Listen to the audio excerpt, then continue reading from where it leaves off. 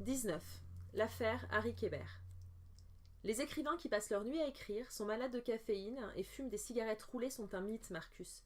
Vous devez être discipliné, exactement comme pour les entraînements de boxe. Il y a des horaires à respecter, des exercices à répéter. Gardez le rythme, soyez tenace et respectez un ordre impeccable dans vos affaires. Ce sont ces 3 cerbères qui vous protégeront du pire ennemi des écrivains. Qui est cet ennemi ? Le délai. Savez-vous ce que signifie un délai ? Non. Ça veut dire que votre cervelle, qui est capricieuse par essence, doit produire en un laps de temps délimité par un autre. Exactement comme si vous êtes livreur et que votre patron exige de vous que vous soyez à tel endroit à telle heure très précise. Vous devez vous débrouiller et peu importe qu'il y ait du trafic ou que vous soyez victime d'une crevaison. Vous ne pouvez pas être en retard, sinon vous êtes foutu. C'est exactement la même chose avec les délais que vous imposera votre éditeur. Votre éditeur, c'est à la fois votre femme et votre patron. Sans lui, vous n'êtes rien, mais vous ne pouvez pas vous empêcher de le haïr. Surtout, respectez les délais, Marcus. Mais si vous pouvez vous payer ce luxe, jouez avec. C'est tellement plus amusant. C'est Tamara Quinn elle-même qui me raconta avoir volé le feuillet chez Harry. Elle me fit cette confidence le lendemain de notre discussion au Clarks. Son récit ayant piqué ma curiosité, je pris la liberté d'aller la trouver chez elle pour qu'elle parle encore. Elle me reçut dans son salon, très excitée de l'intérêt que je lui portais. Citant sa déclaration faite à la police 2 semaines plus tôt, je lui demandai comment elle avait été au courant de la relation entre Harry et Nola. C'est à ce moment qu'elle me parla de sa visite à Goose Cove, le dimanche soir après la garden party. Ce mot que j'ai trouvé dans son bureau, c'était à vomir, me dit-elle, des horreurs sur la petite Nola. Je compris à la façon dont elle en parlait qu'elle n'avait jamais envisagé l'hypothèse d'une histoire d'amour entre Harry et Nola. À aucun moment vous n'avez imaginé qu'ils aient pu s'aimer, demandai-je. S'aimer ? Allons, ne dis pas de sottises. Kébert est un pervers notoire, un point c'est tout. Je ne peux pas imaginer une seule seconde que Nola ait pu répondre à ses avances. Dieu sait ce qu'il lui a fait subir. Pauvre petite. Et ensuite, qu'avez-vous fait de ce feuillet ? Je l'ai emporté avec moi. Dans quel but ? Nuire à Kébert. Je voulais qu'il aille en prison. Et vous avez parlé de ce feuillet à quelqu'un ? Évidemment. À qui ? Au chef Pratt, dans les jours qui ont suivi cette découverte. Uniquement à lui ? J'en ai parlé plus largement au moment de la disparition de Nola. Kébert était une piste que la police ne devait pas négliger. Donc, si je comprends bien, vous découvrez que Harry Kébert en pince pour Nola, et vous n'en parlez à personne, sauf lorsque la gamine en question disparaît environ 2 mois plus tard. C'est ça. Madame Quinn, dis-je, du peu que je vous connais, je vois mal pourquoi, au moment de votre découverte, vous ne vous en servez pas pour faire du tort à Harry, qui s'est somme toute mal comporté à votre égard en ne venant pas à votre garden party. Je veux dire, sauf votre respect, vous êtes plutôt du genre à placarder ce feuillet sur les murs de la ville ou à le distribuer dans les boîtes aux lettres de vos voisins. Elle baissa les yeux. Vous ne comprenez donc pas. J'en avais affreusement honte, tellement honte. Harry Kébert, le grand écrivain venu de New York, répudiait ma fille pour une gamine de 15 ans. Ma fille. Vous pensez que je me sentais comment ? J'étais tellement humiliée, tellement humiliée. J'avais fait courir le bruit que Harry et Jenny, c'était du solide, alors imaginez la tête des gens. Et puis, Jenny était tellement amoureuse. Elle en serait morte si elle avait su. Alors, j'ai décidé de garder ça pour moi. Il fallait voir ma Jenny le soir du bal de l'été qui eut lieu la semaine suivante. Elle avait l'air si triste, même au bras de Travis. Et le chef Pratt, que vous a-t-il dit lorsque vous lui en avez parlé ? Qu'il allait mener son enquête. Je lui en ai reparlé quand la petite a disparu. Il a dit que ça pouvait être une piste. Le problème, c'est qu'entre-temps, ce feuillet a disparu. Comment ça a disparu ? Je le gardais dans le coffre du Clarks. J'étais la seule à y avoir accès. Et puis un jour, du tout début du mois d'août 1975, ce feuillet a mystérieusement disparu. Plus de feuillet, plus de preuves contre Harry. Qui l'aurait pris ? Aucune idée, ça reste un vrai mystère. Un coffre énorme, en fonte, dont j'étais la seule à posséder la clé. À l'intérieur, il y avait toute la comptabilité du Clarks, l'argent des salaires et quelques liquidités pour les commandes. Un matin, j'ai réalisé que le feuillet n'était plus là. Il n'y avait aucun signe d'effraction. Tout était là, sauf ce maudit bout de papier. Je n'ai pas la moindre idée de ce qui a pu se passer. Je pris note de ce qu'elle me disait. Tout ceci devenait de plus en plus intéressant. Je demandai encore. De vous à moi, Madame Quinn, lorsque vous avez découvert les sentiments de Harry pour Nola, qu'avez-vous ressenti ? De la colère, du dégoût. N'auriez-vous pas essayé de vous venger en envoyant quelques lettres anonymes à Harry ? Des lettres anonymes ? Est-ce que j'ai une tête à faire ce genre de saloperie ? Je n'insistai pas et poursuivis mes questions. Pensez-vous que Nola aurait pu avoir des relations avec d'autres hommes à Aurora ? Elle manqua de s'étouffer avec son thé glacé. Mais vous n'y êtes pas du tout. Pas du tout. C'était une gentille petite, toute mignonne, toujours prête à rendre service, travailleuse, intelligente. Qu'est-ce que vous allez imaginer avec vos histoires de coucherie intempestives? Juste une simple question, comme ça. Connaissez-vous un certain Elijah Stern? Bien sûr, répondit-elle, comme si c'était l'évidence même, avant d'ajouter: c'était le propriétaire avant Harry. Le propriétaire de quoi? Demandai-je. De la maison de Goose Cove, pardi. Elle appartenait à Elijah Stern, et il y venait régulièrement avant. C'était une maison de famille, je crois. Il y a une époque où on le croisait souvent à Aurora. Lorsqu'il a repris les affaires de son père à Concorde, il n'a plus eu le temps de venir ici, alors il a mis Goose Cove en location avant de finalement la vendre à Harry. Je n'en revenais pas. Goose Cove appartenait à Elijah Stern? Ben oui. Qu'est-ce qui vous arrive, le New-Yorkais? Vous êtes tout blême. À New York, le 30 juin 2008, à 10h30, au 51e étage de la tour de Schmidt & Hanson, sur Lexington Avenue, Roy Barnaski commença sa réunion hebdomadaire avec Marissa, sa secrétaire. Marcus Goldman avait jusqu'à aujourd'hui pour vous envoyer son manuscrit, rappela Marissa. J'imagine qu'il ne vous a rien fait parvenir. Rien, monsieur Barnaski. Je m'en doutais, je lui ai parlé samedi. C'est une vraie tête de mule. Quel gâchis. Que dois-je faire? Informez Richardson de la situation. Dites-lui que nous entamons les poursuites. À cet instant, l'assistante de Marissa se permit d'interrompre la réunion en frappant à la porte du bureau. Elle tenait une feuille de papier dans les mains. Je sais que vous êtes en réunion, monsieur Barnaski, s'excusa-t-elle, mais vous venez de recevoir un email et je crois que c'est très important. De qui est-ce? Demanda Barnaski, agacé.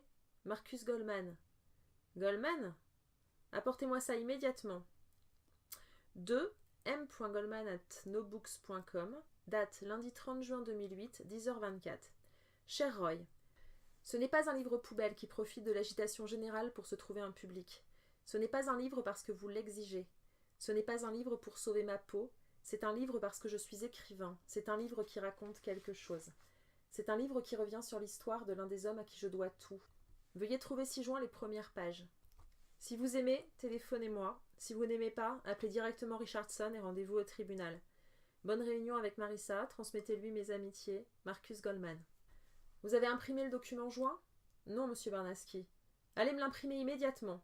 Oui, monsieur Barnaski. L'affaire Harry Kébert. Titre provisoire, par Marcus Goldman. Au printemps 2008, environ une année après que je fus devenue la nouvelle vedette de la littérature américaine, il se passa un événement que je décidai d'enfouir profondément dans ma mémoire. Je découvris que mon professeur d'université, Harry Kébert, 67 ans, l'un des écrivains les plus respectés du pays, avait entretenu une liaison avec une fille de 15 ans, alors que lui-même en avait 34. Cela s'était passé durant l'été 1975. Je fis cette découverte un jour de mars alors que je séjournais dans sa maison d'Aurora, New Hampshire. En parcourant sa bibliothèque, je tombai sur une lettre et quelques photos.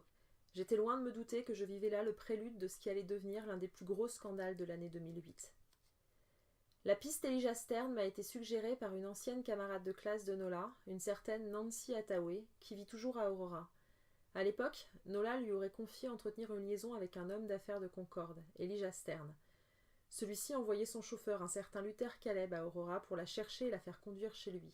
Je n'ai aucune information sur Luther Caleb. Quant à Stern, le sergent Guy Hallowwood refuse de l'interroger pour le moment. Il estime qu'à ce stade, rien ne justifie de le mêler à l'enquête. Je vais donc aller lui rendre une petite visite tout seul.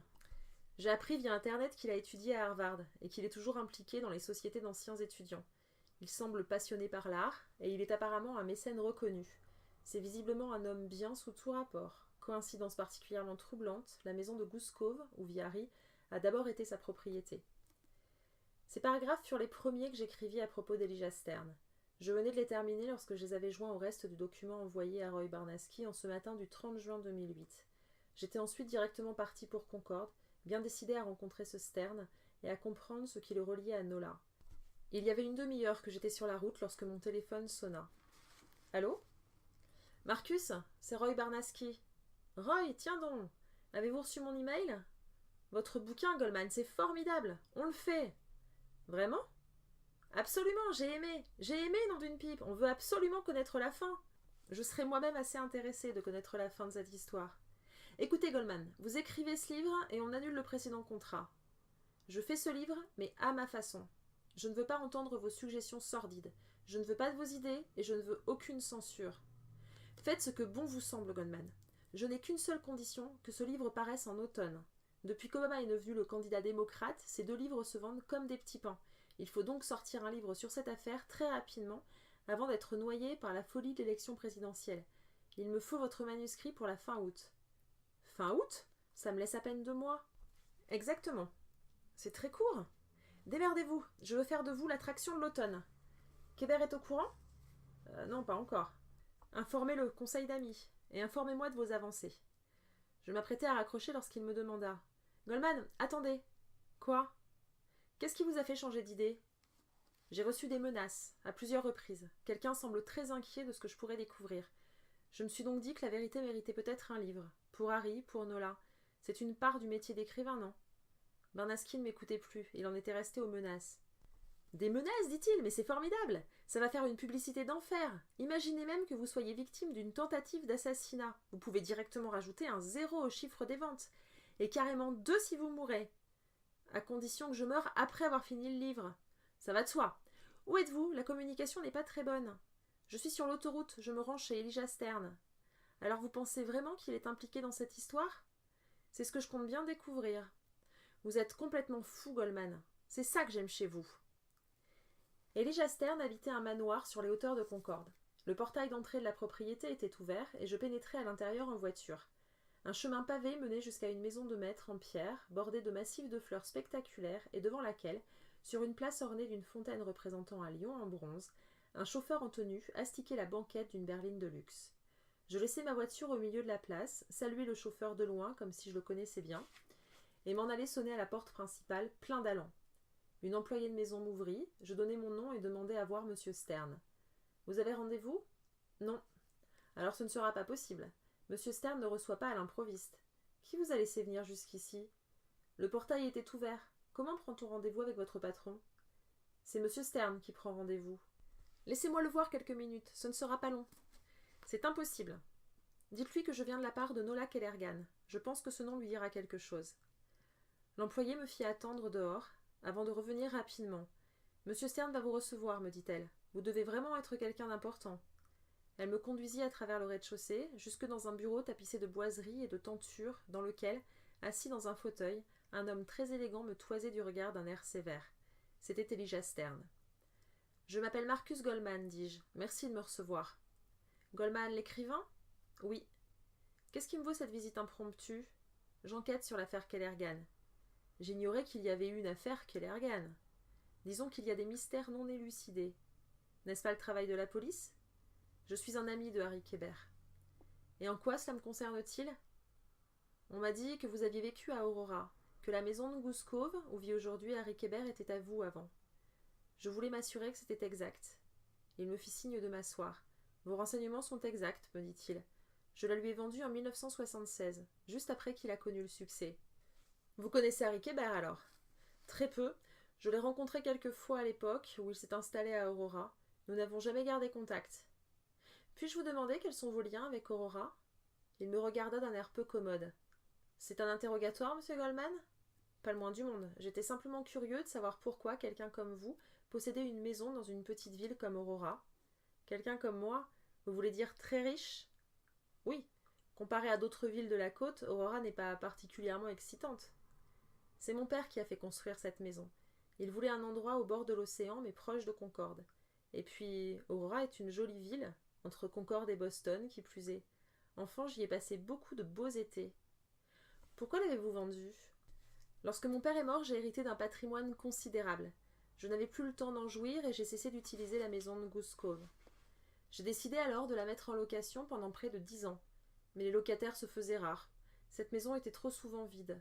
Alors, lorsqu'Harry Kébert m'a proposé de la racheter, j'ai aussitôt accepté. Je la lui ai vendue à bon prix d'ailleurs. Je ne l'ai pas fait pour l'argent, j'étais heureux que cette maison continue à vivre. De façon générale, j'ai toujours bien aimé Aurora. Du temps où je faisais beaucoup d'affaires à Boston, je m'y arrêtais souvent. J'ai longtemps financé leur bal de l'été. Et le Clarks fait les meilleurs hamburgers de la région. Du moins, les faisait-il à l'époque. Enola Kellergan, l'avez-vous connue ? Vaguement, disons que tout le monde a entendu parler d'elle à travers l'État au moment de sa disparition. Une histoire épouvantable. Et maintenant, voilà qu'on trouve son corps à Goose Cove. Et ce bouquin écrit pour elle par Kébert, c'est vraiment sordide. Est-ce que je regrette de lui avoir vendu Goose Cove ? Oui, bien entendu, mais comment aurais-je pu savoir ?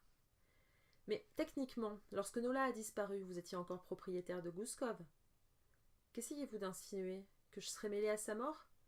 Vous savez, cela fait 10 jours que je me demande si Harry Kéber ne m'a pas racheté cette maison uniquement pour être certain que personne ne découvrirait le corps enterré dans le jardin.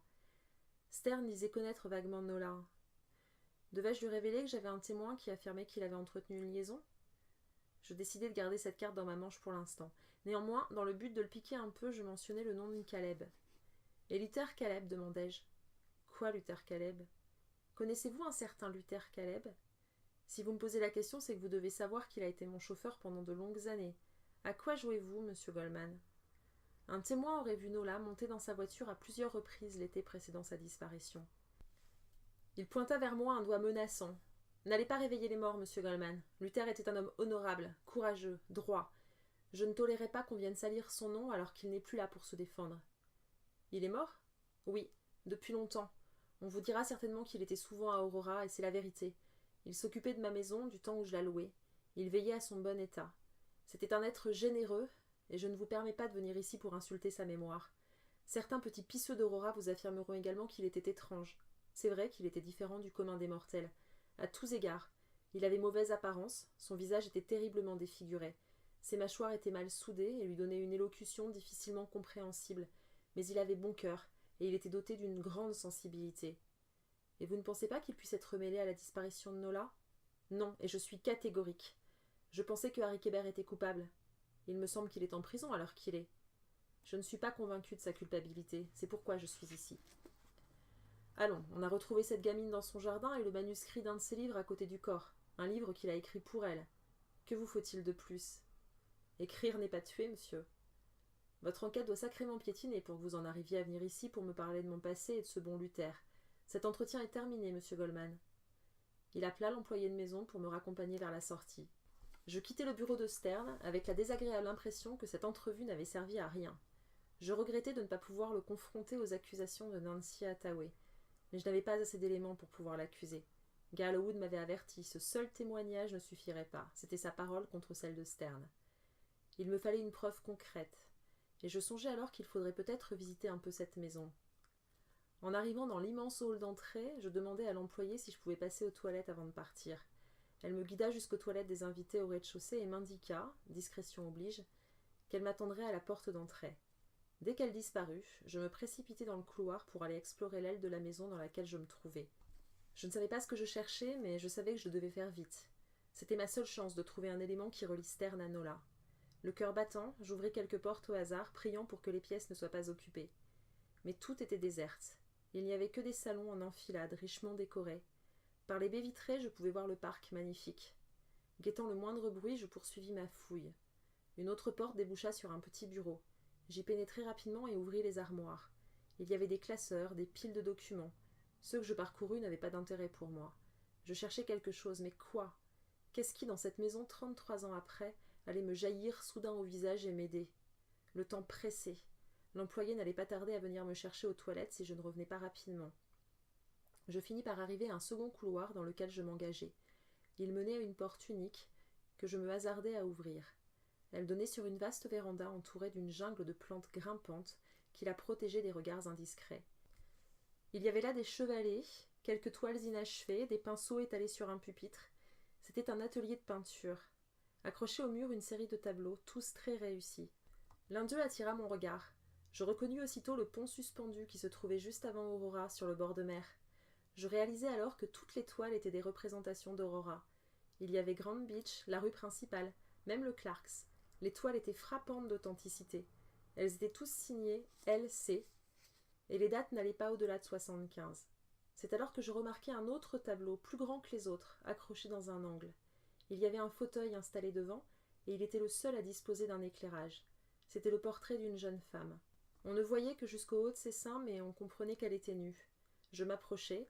Ce visage ne m'était pas complètement inconnu. J'observai encore un instant avant de comprendre soudain et d'en rester complètement stupéfié. C'était un portrait de Nola. C'était elle, il n'y avait aucun doute. Je pris quelques photos avec mon téléphone portable et je m'enfuis aussitôt de cette pièce. L'employé de maison trépignait devant la porte d'entrée. Je la saluai poliment et je partis sans demander mon reste, tremblant et en sueur.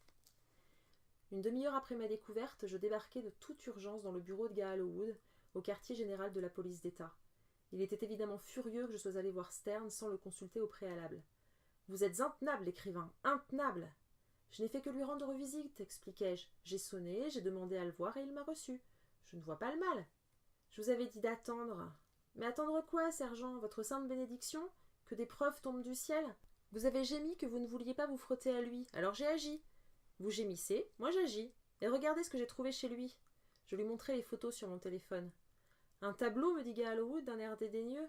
Regardez bien. Nom de Dieu, on dirait. Nola, il y a un tableau de Nola Kellergan chez Elijah Stern. J'envoyai par email les photos à Gallowwood, qui les imprima en grand format. C'est bien elle, c'est Nola, constata-t-il en comparant avec des photos d'époque qu'il avait dans son dossier. La qualité de l'image n'était pas bonne, mais il n'y avait pas de doute possible. Donc, il y a bien un lien entre Stern et Nola, dis-je. Nancy Hathaway affirme que Nola entretenait une relation avec Stern, et voilà que je trouve un portrait de Nola dans son atelier. Et je ne vous ai pas tout dit, la maison de Harry appartenait à Elijah Stern jusqu'en 1976.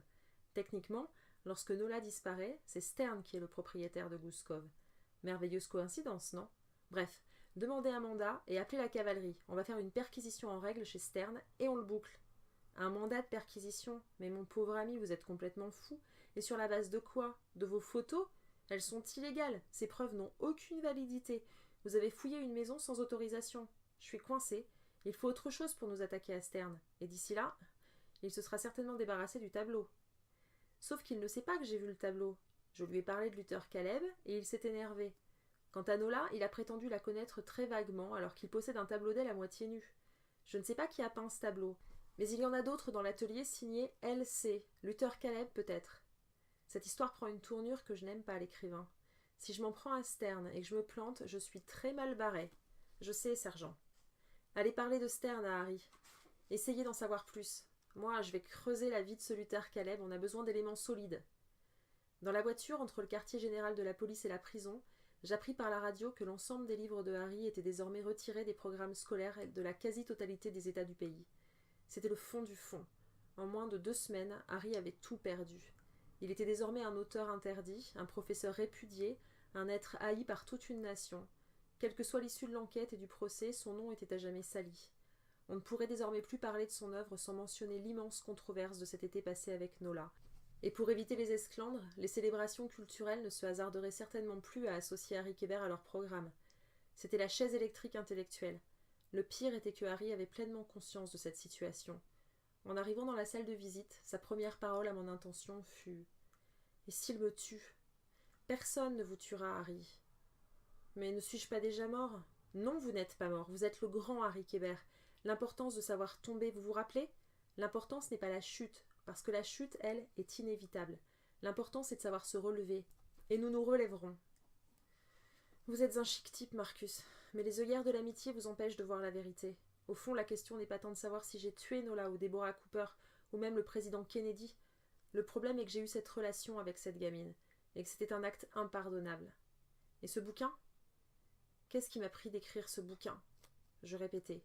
Nous nous relèverons, vous verrez. Vous vous rappelez cette raclée que je me suis prise à Lowell dans ce hangar transformé en salle de boxe clandestine? Je ne me suis jamais aussi bien relevée. Il se força à sourire, puis il demanda « Et vous? Avez-vous reçu de nouvelles menaces ?» Disons que chaque fois que je rentre à Goose Cove, je me demande ce qui m'y attend. Trouvez celui qui a fait ça, Marcus. Trouvez-le. Et foutez-lui une trempe du tonnerre. Je ne supporte pas l'idée que quelqu'un vous menace. Ne vous en faites pas. Et votre enquête? Ça avance. Harry, j'ai commencé à écrire un livre. C'est formidable. C'est un livre sur vous. J'y parle de nous, de Burroughs, et je parle de votre histoire avec Nola. C'est un livre d'amour. Je crois en votre histoire d'amour. C'est un bel hommage. Alors, vous me donnez votre bénédiction? Bien entendu, Marcus. Vous savez, vous avez probablement été l'un de mes plus proches amis. Vous êtes un magnifique écrivain. Je suis très flattée d'être le sujet de votre prochain livre. Pourquoi utilisez-vous le passé? Pourquoi dites-vous que j'ai été l'un de vos plus proches amis?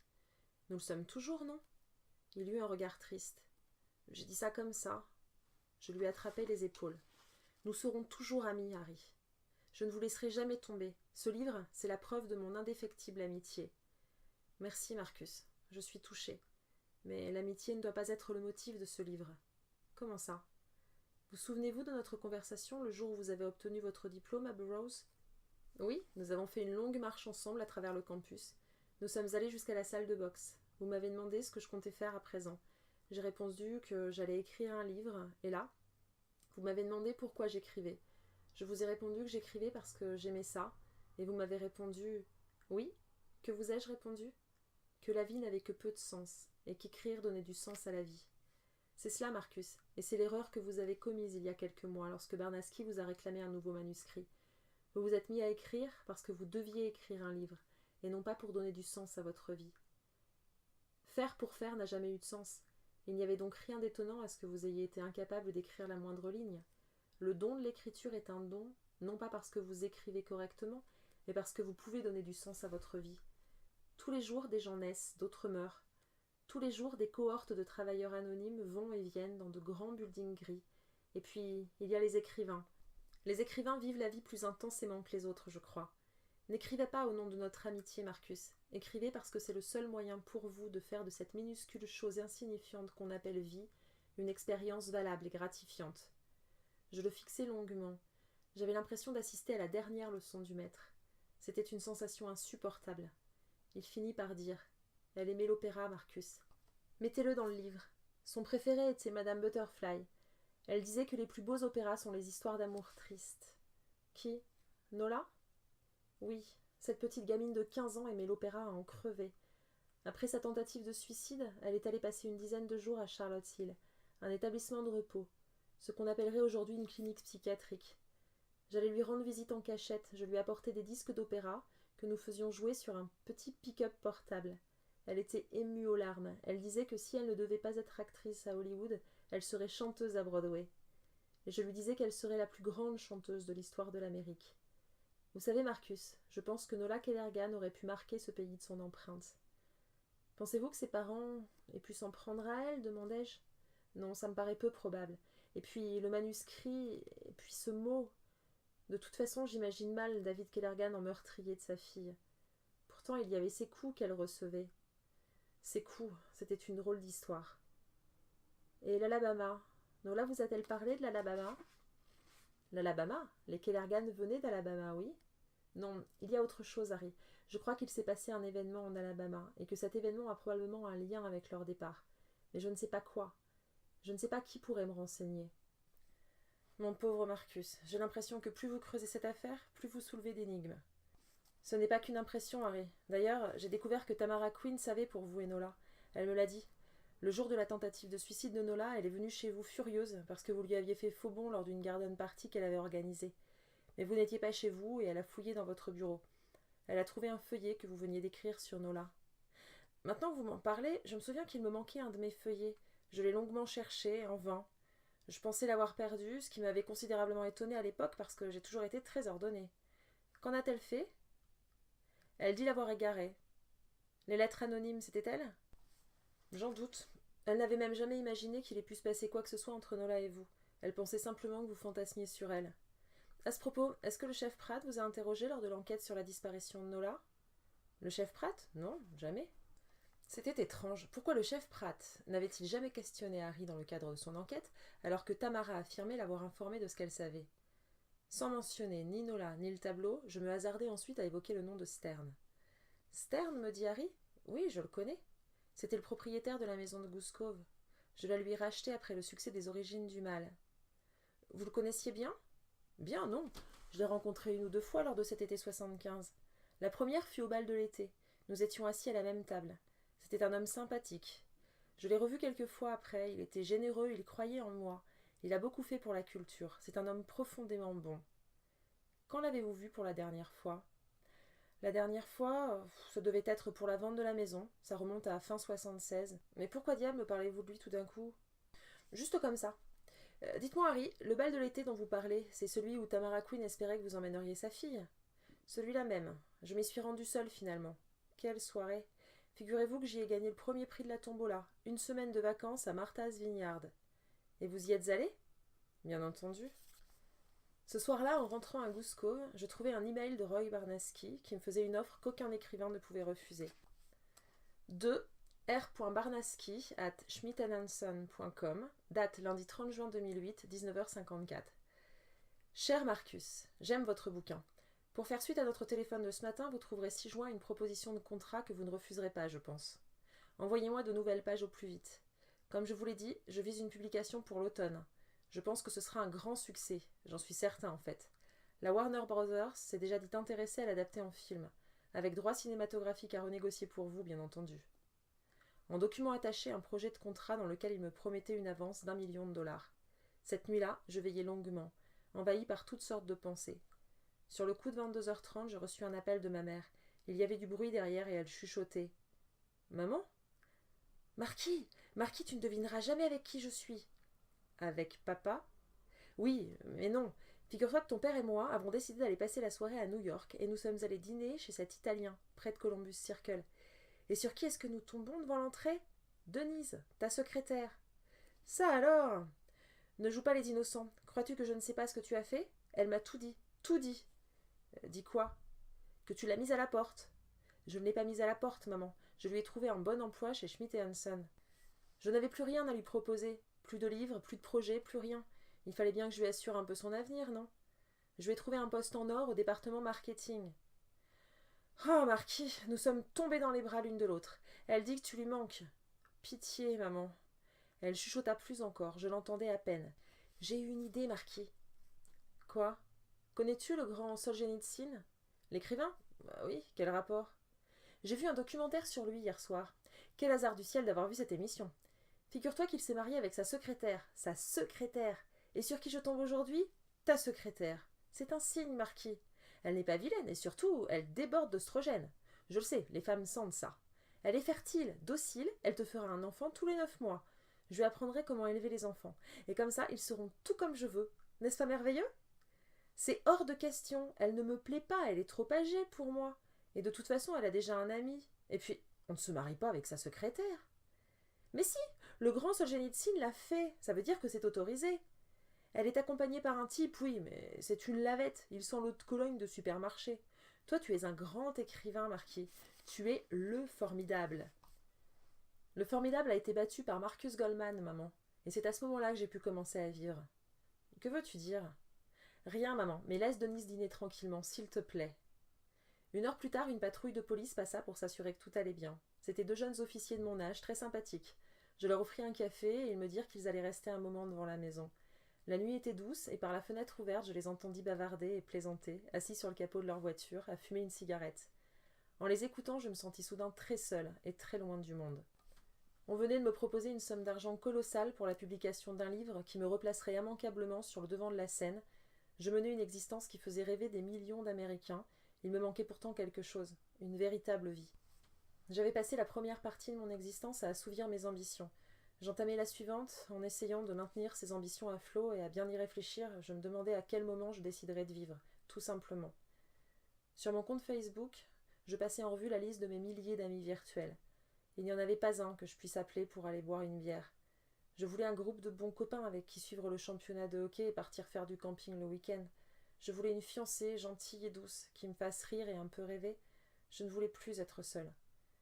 Dans le bureau de Harry, je contemplais longuement les photographies de la peinture que j'avais prise et dont Gaal Howard m'avait donné un agrandissement. Qui était le peintre ? Caleb ? Stern ? C'était en tous les cas un très beau tableau. J'enclenchai mon lecteur de mini-disques et je réécoutais la conversation de ce jour avec Harry. « Merci, Marcus. Je suis touchée.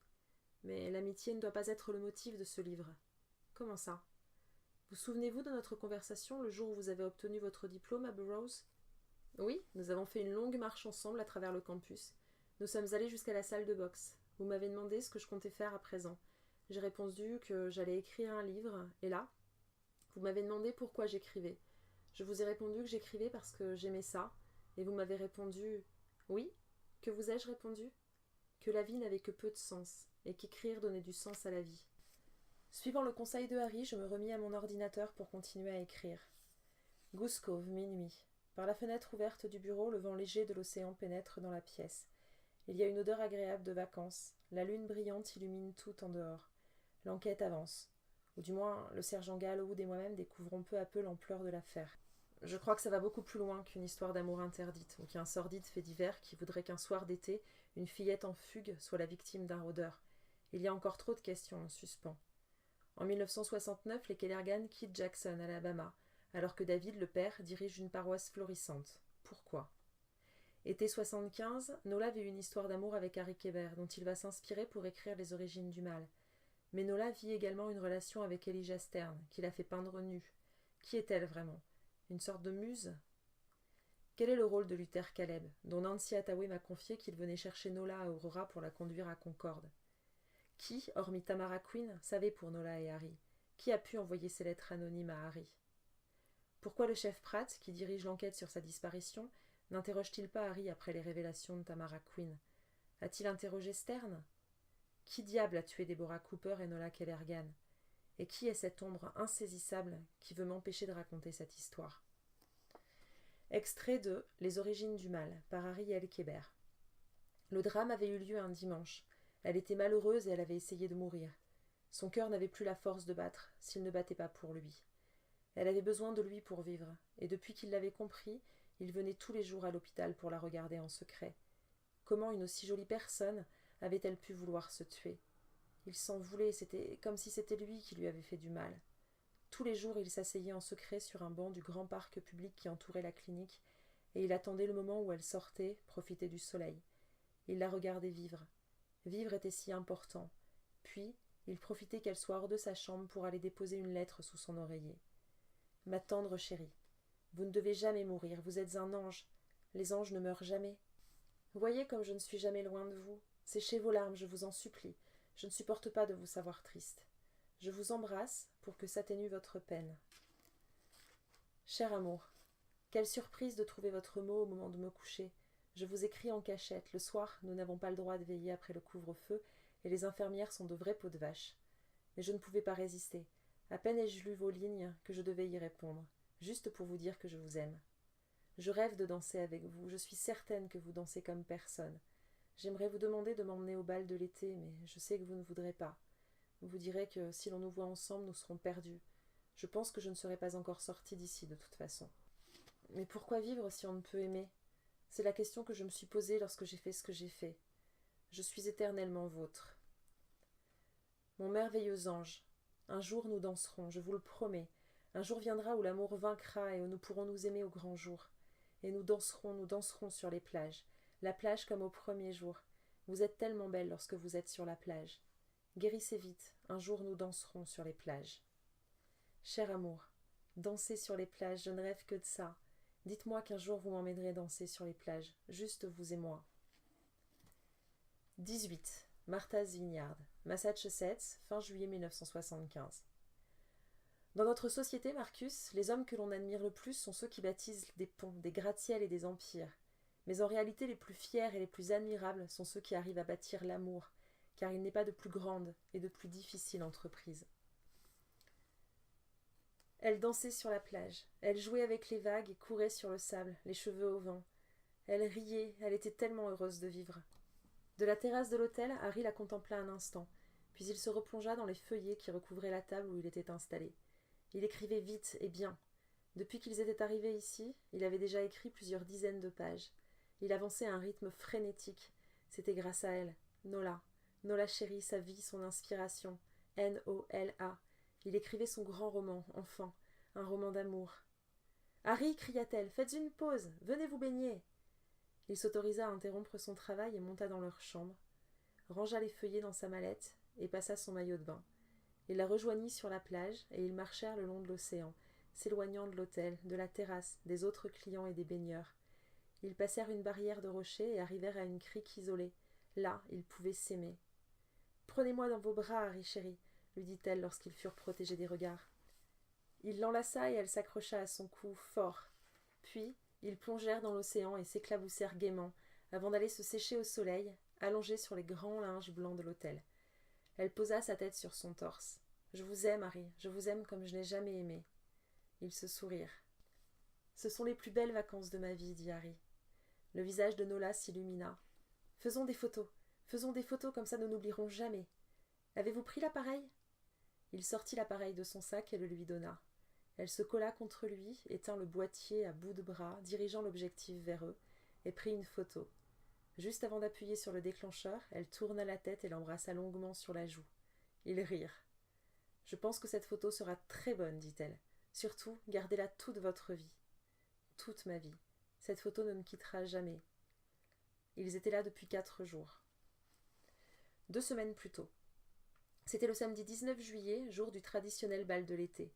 Pour la 3e année consécutive, le bal n'avait pas lieu à Aurora, mais au Country Club de Manbury. Seul endroit digne d'accueillir pareil événement, selon Amy Pratt, qui, depuis qu'elle en avait pris les rênes, s'était efforcée d'en faire une soirée de grand standing. Elle avait banni l'utilisation de la salle de gymnastique du lycée d'Aurora, interdit les buffets au profit de dîners assis et placés, décrété le port obligatoire de la cravate pour les hommes et instauré une tombola entre la fin du dîner et le début des danses pour relancer l'ambiance. Pendant le mois précédant le bal, on voyait ainsi Amy Pratt arpenter la ville pour vendre à prix d'or ses tickets de tombola, que personne ne refusait d'acheter, de crainte d'être mal placé le soir du bal. Selon certains, les bénéfices juteux des ventes allaient directement dans sa poche, mais personne n'osait en parler ouvertement. Il importait d'être en bons termes avec elle. Il se disait qu'une année, elle avait volontairement oublié d'attribuer une place à table à une femme avec qui elle s'était disputée. Au moment du dîner, la malheureuse s'était retrouvée debout au milieu de la salle. Harry avait d'abord décidé de ne pas se rendre au bal. Il avait pourtant bien acheté sa place, quelques semaines plus tôt, mais à présent il n'était plus d'humeur à sortir. Nola était toujours à la clinique et il était malheureux. Il voulait être seul.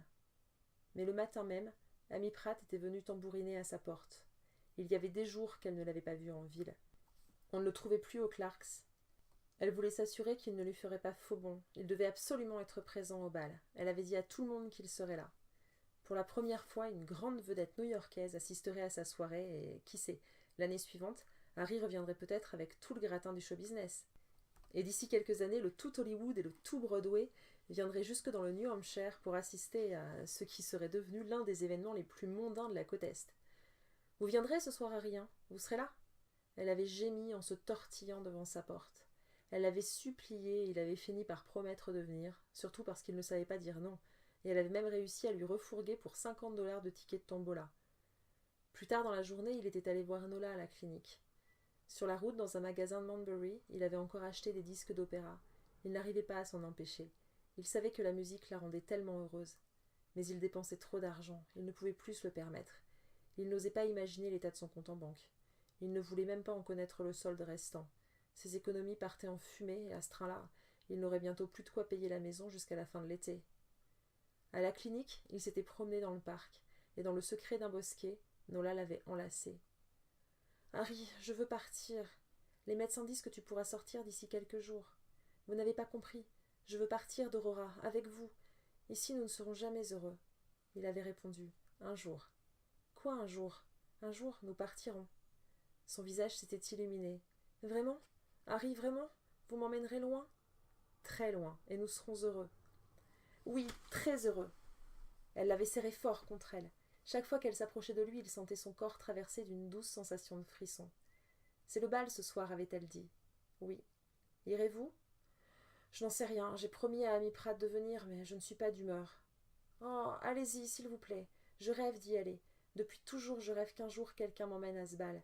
Mais je n'irai jamais. Maman ne veut pas. »« Qu'est-ce que je ferai là-bas, seule ? » ?»« Vous ne serez pas seule, Harry. Je serai là, dans votre tête. Nous danserons ensemble. Quoi qu'il arrive, je serai toujours dans votre tête. » En entendant ces mots, il s'était fâché. « Comment ça, quoi qu'il arrive ? Qu'est-ce que ça veut dire, hein ? » ?»« Rien, Harry. Harry chéri, ne vous fâchez pas.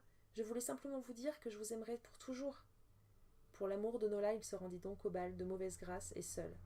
À peine arrivé, il regretta déjà sa décision. Il se sentait mal à l'aise au contact de la foule.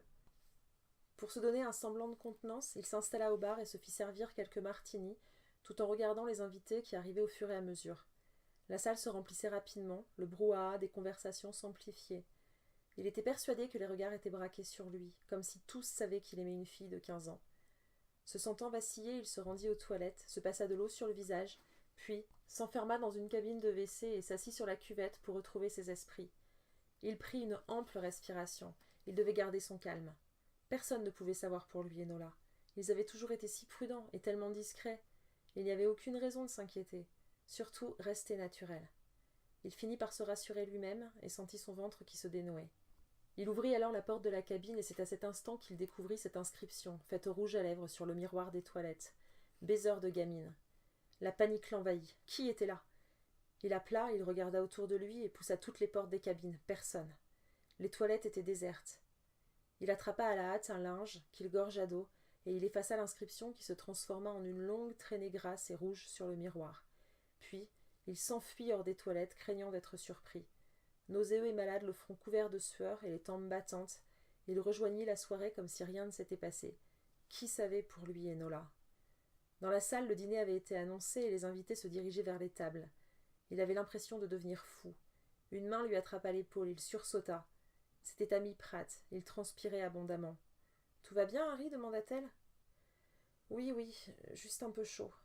Vous êtes à la table d'honneur, venez, c'est juste là-bas. » Elle le guida jusqu'à une grande table fleurie où était déjà installé un homme d'une quarantaine d'années qui avait l'air de s'ennuyer ferme. « Harry Kébert » déclara Amy Pratt d'un ton cérémonieux. « Laissez-moi vous présenter à Elijah Stern, qui finance généreusement ce bal. C'est grâce à lui que les billets sont si bon marché. Il est également le propriétaire de la maison que vous occupez à Goose Cove. » Elijah Stern tendit la main en souriant et Harry éclata de rire. « Vous êtes mon propriétaire, monsieur Stern ?»« Appelez-moi Elijah, c'est un plaisir de faire votre connaissance. » Après le plat principal, les deux hommes sortirent fumer une cigarette et faire quelques pas sur la pelouse du country club. « La maison vous plaît » demanda Stern. « Énormément, elle est magnifique. » Faisant rougeoyer son mégot, Elijah Stern raconta, nostalgique, que Goose Cove avait été la maison de vacances de la famille pendant des années. Son père l'avait fait construire parce que sa mère avait de terribles crises de migraine, et que l'air marin, selon le médecin, lui ferait du bien. Lorsque mon père a vu cette parcelle au bord de l'océan, il a aussitôt eu le coup de foudre. Il l'a achetée sans hésiter pour y bâtir une maison. C'est lui qui en a décidé les plans. J'ai adoré cet endroit. Nous y avons passé tant de bons étés. Et puis le temps a passé, mon père est mort, ma mère s'est installée en Californie, et plus personne n'a occupé Goose Cove. J'aime cette maison. Je l'ai même fait rénover il y a quelques années. Mais je ne me suis pas mariée, je n'ai pas d'enfant, et je n'ai guère plus l'occasion de profiter de cette maison de toute façon trop grande pour moi. Alors, je l'ai confiée à une agence pour qu'elle soit mise en location. L'idée qu'elle soit inhabitée et laissée à l'abandon m'était insupportable. Je suis heureux que ce soit quelqu'un comme vous qui y vive. Stern expliqua avoir vécu à Aurora enfant, ses premiers bals et ses premières amours, et que depuis il revenait ici une fois par an, pour le bal justement, en souvenir de ces années. Ils allumèrent une deuxième cigarette et s'assirent un instant sur un banc en pierre. « Alors, sur quoi travaillez-vous actuellement, Harry ?»« Un roman d'amour. Enfin, j'essaie. Vous savez, tous pensent ici que je suis un grand écrivain, mais c'est une espèce de quiproquo. » Harry savait que Stern n'était pas du genre à se laisser abuser. Celui-ci se contenta de répondre. « Les gens ici sont très impressionnables. Il n'y a qu'à voir la tournure navrante que prend ce bal. Donc, un roman d'amour. » « Oui. Où en êtes-vous ?»« Au début seulement. À vrai dire, je n'arrive pas à écrire. Ça, c'est embêtant pour un écrivain. Des soucis ? Si on veut. Vous êtes amoureux ? Pourquoi me demandez-vous cela ? Par curiosité. Je me demandais s'il fallait être amoureux pour écrire des romans d'amour. En tout cas, je suis très impressionnée par les écrivains. Peut-être parce que j'aurais aimé être écrivain moi-même, ou artiste de manière générale. J'ai un amour inconditionnel pour la peinture, mais je ne suis malheureusement guère douée pour les arts. Quel est le titre de votre livre ? Je l'ignore encore. Et quel genre d'histoire d'amour est-ce ? L'histoire d'un amour interdit. Ça a l'air vraiment très intéressant, s'enthousiasma Stern. Il faudra que nous nous revoyions à l'occasion.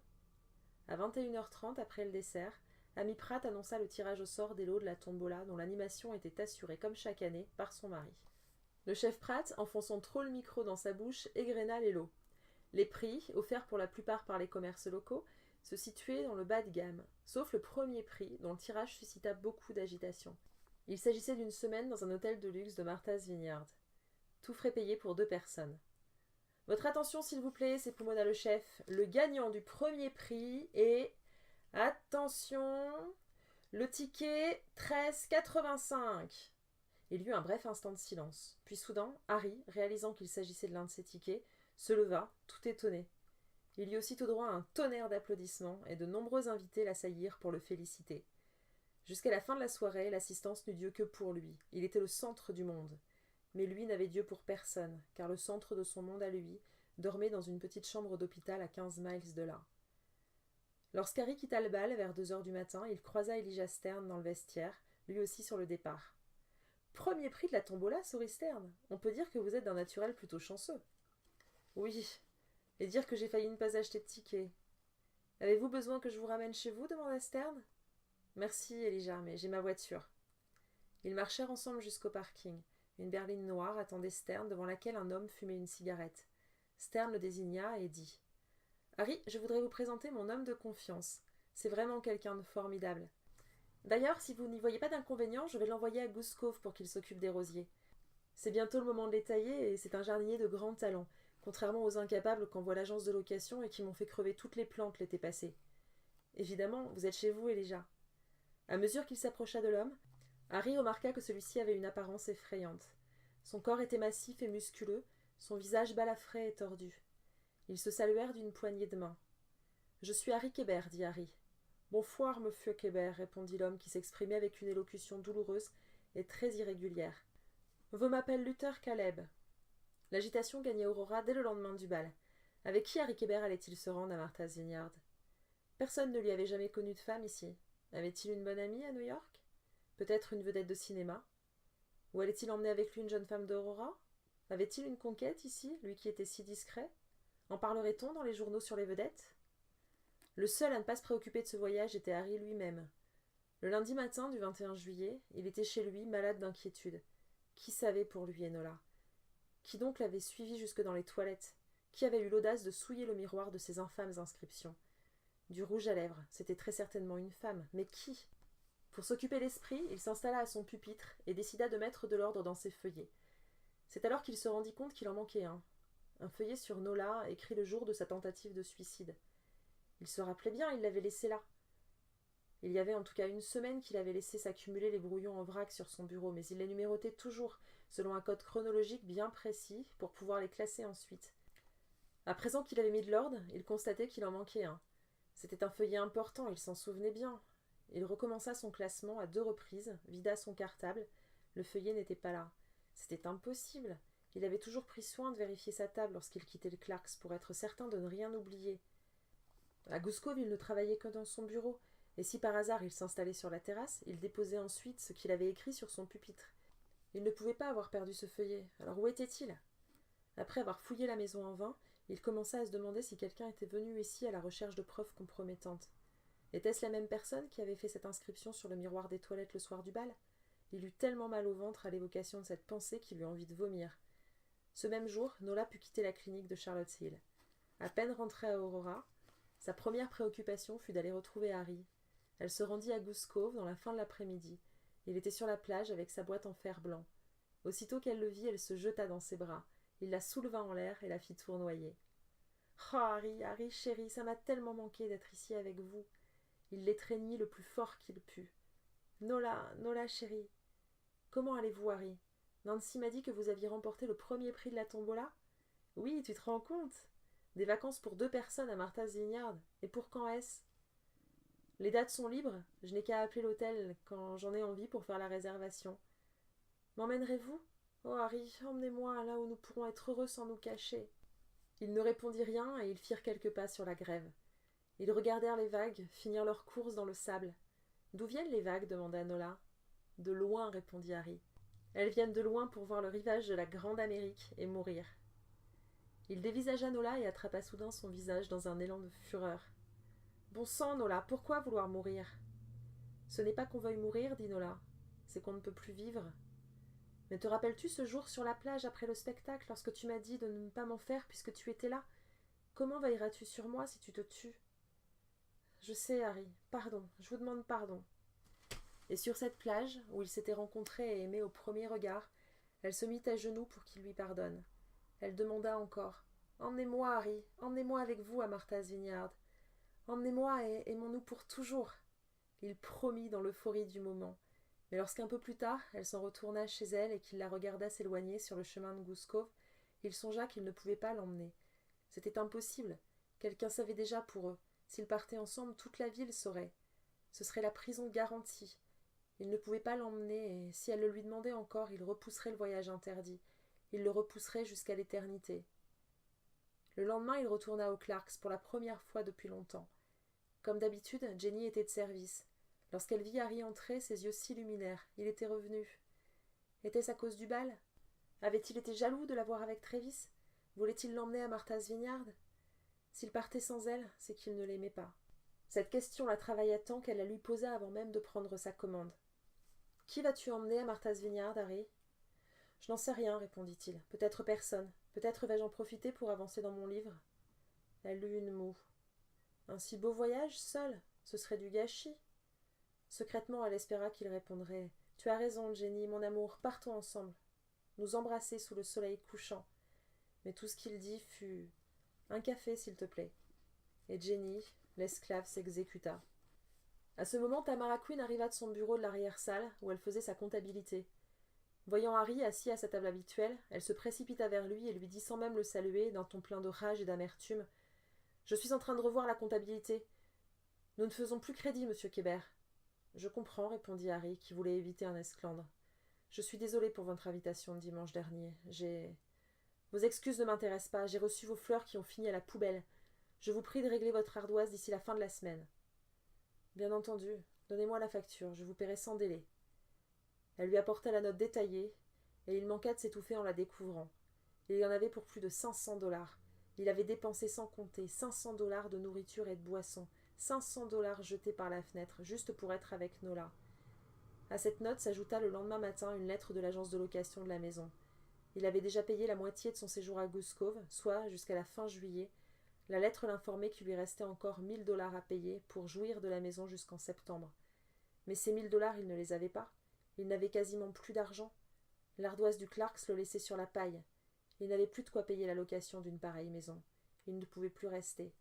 Que devait-il faire? Appeler Elijah Stern et lui expliquer la situation? Mais à quoi bon? Il n'avait pas écrit le grand roman qu'il espérait, il n'était qu'une imposture. Après avoir pris le temps de la réflexion, il téléphona à l'hôtel de Martha's Vineyard. Voilà ce qu'il allait faire. Renoncer à cette maison. Cesser cette mascarade pour de bon. Il allait partir une semaine avec Nola pour vivre leur amour une dernière fois, et après, il disparaîtrait. La réception de l'hôtel lui indiqua qu'il restait une chambre de libre pour la semaine du 28 juillet au 3 août. C'est ce qu'il devait faire. Aimer Nola une dernière fois, puis quitter cette ville pour toujours. La réservation faite, il téléphona à l'agence de location de la maison. Il expliqua que pour des raisons impérieuses, il devait rentrer à New York. Il demanda donc la résiliation de la location à compter du 1er août et parvint à convaincre l'employé, arguant de raisons pratiques, de disposer de la maison jusqu'au lundi 4 août, date à laquelle il viendrait directement rendre les clés à la succursale de Boston, sur la route pour rejoindre New York. Au téléphone, il avait des débuts de sanglots dans la voix. Ainsi s'achevait l'aventure du soi-disant grand écrivain Harry Kébert, incapable d'écrire 3 lignes de l'immense chef-d'œuvre qu'il ambitionnait. Et sur le point de s'effondrer, il raccrocha sur ces paroles. « C'est parfait, monsieur. Je vous déposerai donc les clés de Goose Cove à votre agence lundi 4 août, en rentrant à New York. » Puis, ayant reposé le combiné, il sursauta lorsqu'il entendit une voix étranglée derrière lui. « Vous partez, Harry ?» C'était Nola. Elle était entrée dans la maison sans s'annoncer et elle avait entendu la conversation. Elle avait des larmes dans les yeux. Elle répéta. « Vous partez, Harry? Que se passe-t-il ?»« Nola, j'ai des ennuis. » Elle accourut vers lui. « Des ennuis? Mais quels ennuis? Vous ne pouvez pas partir. Harry, vous ne pouvez pas partir. Si vous partez, je vais mourir. » « Non, ne dis jamais ça. » Elle tomba à genoux. « Ne partez pas, Harry, au nom du ciel. Je ne suis rien sans vous. » Il se laissa tomber au sol à côté d'elle. « Nola, il faut que je te dise, j'ai menti depuis le début, je ne suis pas un écrivain célèbre. J'ai menti sur tout, sur moi, sur ma carrière. Je n'ai plus d'argent, plus rien. Je n'ai pas les moyens de rester plus longtemps dans cette maison. Je ne peux plus rester à Aurora. Nous trouverons une solution. Je n'ai aucun doute que vous allez devenir un écrivain très célèbre. Vous allez gagner beaucoup d'argent. Votre premier livre était formidable, et ce livre que vous écrivez en ce moment avec tant d'ardeur, ce sera un grand succès, j'en suis certaine. Je ne me trompe jamais. Ce livre, Nola, ce ne sont que des horreurs, ce ne sont que des mots horribles. Que sont des mots horribles? Des mots sur toi que je ne devrais pas écrire, mais c'est à cause de ce que je ressens. Et que ressentez-vous, Harry? De l'amour, tellement d'amour. Mais alors, ces mots, faites-en de beaux mots. Mettez-vous au travail, écrivez de beaux mots. Elle le prit par la main, elle l'installa sur la terrasse, elle lui apporta ses feuillets, ses carnets, ses stylos. Elle fit du café, fit jouer un disque d'opéra, et ouvrit la fenêtre du salon pour qu'il l'entende bien. Elle savait que la musique l'aidait à se concentrer. Docilement, il rassembla ses esprits et se mit à tout recommencer. Il se mit à écrire un roman d'amour, comme si Nola et lui, c'était impossible. Il écrivit pendant 2 bonnes heures. Les mots venaient d'eux-mêmes. Les phrases se dessinaient parfaitement, naturellement, jaillissant de son stylo qui dansait sur le papier. Pour la première fois depuis qu'il était là, il eut l'impression que son roman était véritablement en train de naître. Lorsqu'il leva les yeux de sa feuille, il remarqua que Nola, installée sur un fauteuil en osier, en retrait pour ne pas le déranger, s'était endormie. Le soleil était superbe, il faisait très chaud. Et soudain, avec son roman, avec Nola, avec cette maison au bord de l'océan, il lui sembla que sa vie était une vie merveilleuse. Il lui sembla même que quitter Aurora n'était pas une mauvaise chose. Il terminerait son roman à New York, il deviendrait un grand écrivain, et il attendrait Nola. Au fond, partir ne signifiait pas la perdre. Au contraire, peut-être. Dès la fin de son lycée, elle pourrait venir à l'université à New York. Et ils seraient ensemble. D'ici là, ils s'écriraient, ils se verraient pendant les vacances. Les années s'écouleraient et bientôt leur amour ne serait plus un amour interdit. Il réveilla Nola doucement. Elle sourit et s'étira. « Avez-vous bien écrit ?»« Très. »« Formidable. Pourrais-je lire ?»« Bientôt, c'est promis. » Un vol de mouettes passa au-dessus de l'eau. « mettez des mouettes dans votre roman. Il y en aura à chaque page, Nola. Et si nous partions quelques jours faire ce voyage à Martha's Vineyard? Il y a une chambre de libre la semaine prochaine. » Elle rayonna. « Oui, partons. Partons ensemble. » « Mais que diras-tu à tes parents? » ?»« Ne vous inquiétez pas, Harry, chéri. Je m'occupe de mes parents. Souciez-vous d'écrire votre chef-d'œuvre et de m'aimer. Alors, vous restez? Non, Nola, je dois partir à la fin du mois parce que je ne peux plus payer cette maison. La fin du mois? Mais c'est maintenant. Je sais. Ses yeux se mouillèrent de larmes. Ne partez pas, Harry. New York, ce n'est pas loin. Tu viendras me rendre visite. Nous nous écrirons. Nous nous téléphonerons. Mais pourquoi ne viendrais-tu pas à l'université là-bas? Tu m'as dit que tu rêvais de voir New York. L'université? Mais c'est dans 3 ans. 3 ans sans vous, je ne peux pas, Harry, je ne tiendrai pas le coup. Ne t'en fais pas, le temps passera vite. Quand on s'aime, le temps vole. Ne me quittez pas, Harry. Je ne veux pas que Martha's Vineyard soit notre voyage d'adieu. Nola, je n'ai plus d'argent. Je ne peux plus rester ici. Non, Harry, pitié. Nous trouverons une solution. Est-ce que vous m'aimez? Oui. Alors si nous nous aimons, nous trouverons une solution. Les gens qui s'aiment trouvent toujours une solution pour s'aimer davantage. Promettez au moins d'y réfléchir. Je te le promets. Ils étaient partis une semaine plus tard, à l'aube du lundi 28 juillet 1975, sans avoir jamais reparlé de ce départ qui était devenu inévitable pour Harry. Il s'en voulait de s'être laissé prendre par ses ambitions et ses rêves de grandeur. Comment avait-il pu avoir la naïveté de vouloir écrire un grand roman en l'espace d'un été? Ils s'étaient retrouvés à 4 heures du matin sur le parking de la marina. Aurora dormait. Ils avaient roulé à bonne allure jusqu'à Boston. Ils y avaient pris le petit déjeuner, puis ils avaient continué d'une traite jusqu'à Falmouth, d'où ils avaient pris le ferry. Ils étaient arrivés sur l'île de Martha's Vineyard en milieu de matinée. Depuis, ils vivaient comme dans un rêve, dans ce magnifique hôtel au bord de l'océan. Ils se baignaient, ils se promenaient, ils dînaient en tête-à-tête dans la grande salle à manger de l'hôtel, sans que personne ne les regarde ni pose de questions. À Martha's Vineyard, ils pouvaient vivre. Il y avait désormais 4 jours qu'ils étaient là, étendus sur le sable chaud dans leur crique, à l'abri du monde. Ils ne pensaient plus qu'à eux et au bonheur d'être ensemble. Elle jouait avec l'appareil photo et lui pensait à son livre. Elle avait dit à Harry que ses parents la croyaient chez une amie, mais elle avait menti. Elle s'était enfuie de chez elle, sans prévenir personne. Une semaine d'absence à justifier, cela aurait été trop compliqué, alors elle était partie sans rien dire. À l'aube, elle était sortie par la fenêtre de sa chambre. Et pendant qu'elle et Harry se prélassaient sur la plage, à Aurora, le révérend Kellergan se rongeait les sangs. Le lundi matin, il avait trouvé la chambre vide. Il n'avait pas prévenu la police. D'abord, la tentative de suicide, puis une fugue. S'il prévenait la police, tout le monde saurait. Il s'était donné 7 jours pour la trouver. 7 jours comme le Seigneur a fait la semaine. Il passait ses journées en voiture à arpenter la région, à la recherche de sa fille. Il redoutait le pire. Après 7 jours, il s'en remettrait aux autorités. Harry ne se doutait de rien, il était aveuglé par l'amour. De même que le matin du départ pour Martha's Vineyard, lorsque Nola l'avait rejoint à l'aube sur le parking de la marina, il n'avait pas vu la silhouette tapie dans l'obscurité qui les observait. Ils rentrèrent à Aurora dans l'après-midi du dimanche 3 août 1975. En passant la frontière entre le Massachusetts et le New Hampshire, Nola se mit à pleurer. Elle dit à Harry qu'elle ne pourrait pas vivre sans lui, qu'il n'avait pas le droit de partir, qu'un amour comme le leur, il n'y en avait qu'un seul par vie, et encore. Et elle suppliait. « Ne me quittez pas, Harry, ne me laissez pas ici. » Elle lui disait qu'il avait tellement bien avancé son livre ces derniers jours qu'il ne pouvait pas courir le risque de perdre son inspiration. Elle l'implorait. « Je m'occuperai de vous, et vous n'aurez qu'à vous concentrer sur l'écriture. Vous êtes en train d'écrire un roman magnifique, vous n'avez pas le droit de tout gâcher. » Et elle avait raison. Elle était sa muse, son inspiration, celle grâce à qui il pouvait soudain écrire si bien, si vite. Mais c'était trop tard. Il n'avait plus d'argent pour payer la maison. Il devait partir. Il déposa Nola à quelques blocs de chez elle et ils s'embrassèrent une dernière fois. Ses joues étaient couvertes de larmes. Elle s'agrippait à lui pour le retenir. « Dites-moi que vous serez toujours là demain matin. »« Nola, je vous apporterai des brioches chaudes, je ferai le café, je ferai tout, je serai votre femme et vous serez un grand écrivain. Dites-moi que vous serez là. »« Je serai là. » Elle s'illumina. « Vraiment ? Je serai là, je le promets. » « Promettre n'est pas assez, Harry. Jurez, jurez au nom de notre amour que vous ne me laisserez pas. »« Je jure, Nola. » Il avait menti parce que c'était trop difficile. Dès qu'elle disparut au coin de la rue, il se dépêcha de rentrer à Goose Cove. Il devait faire vite. Il ne voulait pas risquer qu'elle revienne plus tard et qu'elle le surprenne dans sa fuite. Ce soir déjà, il serait à Boston. Dans la maison, il rassembla ses affaires à la hâte.